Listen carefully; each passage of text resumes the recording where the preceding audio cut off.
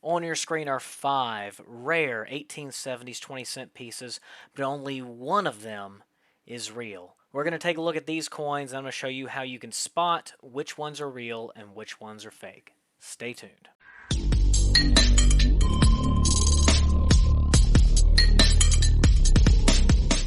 I want to give you a second to look at these 5 coins at a distance and see if you can figure out which one you think is the real one out of the 5. Now, if you're looking at them and you say that one on the top left has a different color to it, and I think it might be real, you are absolutely wrong, because it's actually the bottom left one that is the real one. The top left one has just been dipped. I wanted to throw y'all off a little bit. But I want to show you all these at a distance so you could look at them for a minute and see that these are actually pretty good counterfeits. The date style is going to be wrong and some of the details will be a little mushy on them. We're going to take a look at them in a minute and you'll see. But overall, they're really good counterfeits, and they're actually made out of some kind of a silver alloy. They don't test correctly, but they are some kind of a silver alloy. Let's take a look at the testing. We're going to take a look at these under the Sigma Analytics tester. First off, we have our genuine 20-cent piece right here. When I put that on there, as you can see, that square goes right inside of those brackets. It tests correct for pre-1900 silver alloy.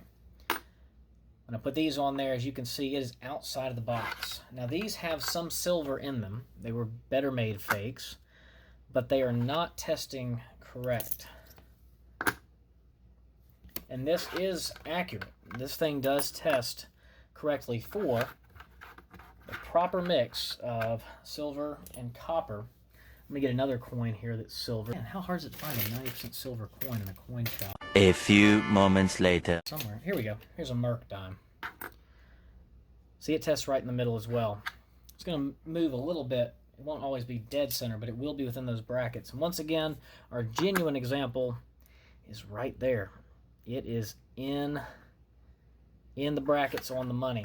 Here's a look at our genuine 1875S 20-cent piece. Take a look at the very clear dentals and that nice rim, as well as the very clear date style and the particular shape of it. Also, the overall coin has a very crisp, clear look to it. You'll also notice that Liberty is actually legible on this coin. And it's not only legible, it's actually well defined and sharp.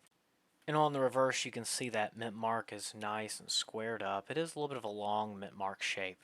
Also, the reverse has some very nice clear details to it. All the letters are nicely formed, well accented. You can really see everything very clearly. And look at those details in the feathers. Man, that is some intricate detail in there.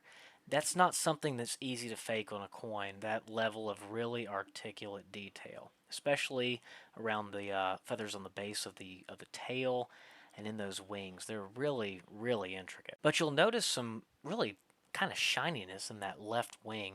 That's the highest points of the die. They're almost level with the fields, and a lot of that luster is there because the die was probably polished. This is not unheard of for a 20-cent piece in that particular area on those really, really high points of the die. So here's a picture of another example of one that probably, if you got it in the right light, would have the same kind of luster. And now taking a look at our fake coin, you can see just from just the first look at it, the dentals are very weak. They're very mushy, very blended together. They're not well defined like in our real example. And looking at this date, it's very grainy and mushy.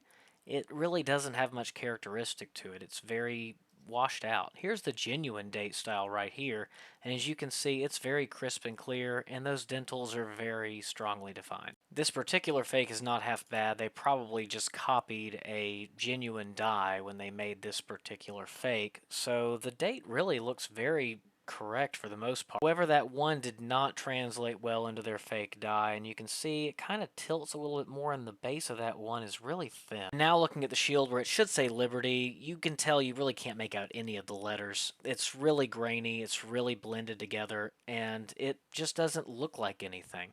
Even on a circulated example, when you can see letters, they should still have some definition to them, like this image here of our genuine example. See, you can't see the L and I very well, but you can still see clear letters there, even though it's well circulated. The reverse fares no better. As you can see, it's just grainy. The whole thing, it just looks like it's been corroded in the ground.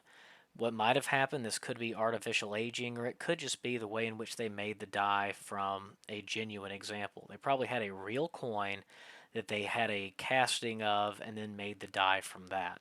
The mint mark shape is at least correct on this one, as they probably just copied an original genuine coin, and so they got the mint mark right off of that original coin when they made these dies. But it's still very grainy and does not have the appropriate look even for a circulated coin that's been corroded. But where they messed up the most is the details in the feathers. There is none. It's just washed out and grainy. Here's a picture again of our real coin that has nice details in the feathers, and as you can see when we go back to our fake one, they're just not there. It's very, very grainy, and it just doesn't have the look of a real coin. On this 1875 CC, once again, the obverse is just washed out and grainy, but also the date, the one in the date got a little messed up in this one and just doesn't look right compared to what a genuine one should look like. Once again on the reverse, we see a very grainy picture where the eagle's wings are very soft and blended together, and you really don't see any of that nice detail that should be in those wing feathers. Dentals are also very blended together and very soft when they should be much more well defined than that. But the real joke of this reverse is the mint mark. I guess they didn't have a CC example, so for Carson City they decided to put these little Comic Sans looking C's on there. They're just the wrong shape altogether, and much stronger punched because they probably punched these into the die, not having a genuine one to copy. And here's what a real one should look like. The C's are a very different shape. As you can see, there's no open space between the top and bottom serifs, and it really is a very uniform looking shape, not that little blob that we had on the fake one. These particular coins aren't like the cents we looked at where they had to kind of conjure the date because they didn't have examples of every date to make fakes out of. So with these, the date style is correct. They do have a date style that is pretty close to what it should look like. Now it's grainy because it was copied. It wasn't like actually from an original die. It was from a die that was copied from some kind of a casting process.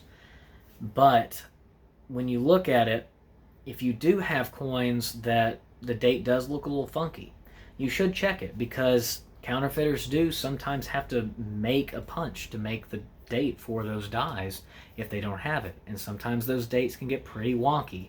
And if it doesn't look right, if it doesn't look like the style of date that is normally seen on those particular coins for that particular year, then it's probably fake. In fact, it is fake because the date shouldn't change. Now, on these particular coins from the 1800s, the date was hand punched in. So the location of the date, as well as sometimes the spacing between the numbers, can vary a little bit depending on what kind of coin you're looking at. But it should never change the style.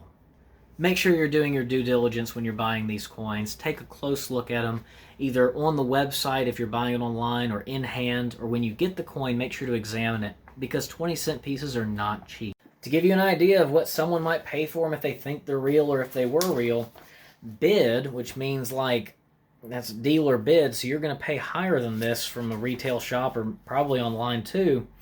In very fine condition, a 75S is a $175 coin. And XF condition would be $215. AU would be around $300 for an AU50. Higher AU can go up into $450 for a 75S. That's the most common one. That 75cc is even higher, with $400 being bid on a VF20 and an AU53 at $950. So if you're going to fork out the money to get a nice coin, 20-cent piece, make sure it's real and not just a piece of metal. I'm really hoping the person that bought these coins knew they were fake and didn't fork over probably hundreds, if not $1,000, for these coins, because they're not real and they're not worth anything. They're not even worth 90% melt because they're not even 90% silver. Be careful. Keep an eye out. Fake coins are out there. But if you know what to look for, and if you really pay attention to what genuine coins look like and really do your research, then you'll be able to be okay, and you'll be able to spot them. If this video helped you out, don't forget to like it, and also subscribe to the channel.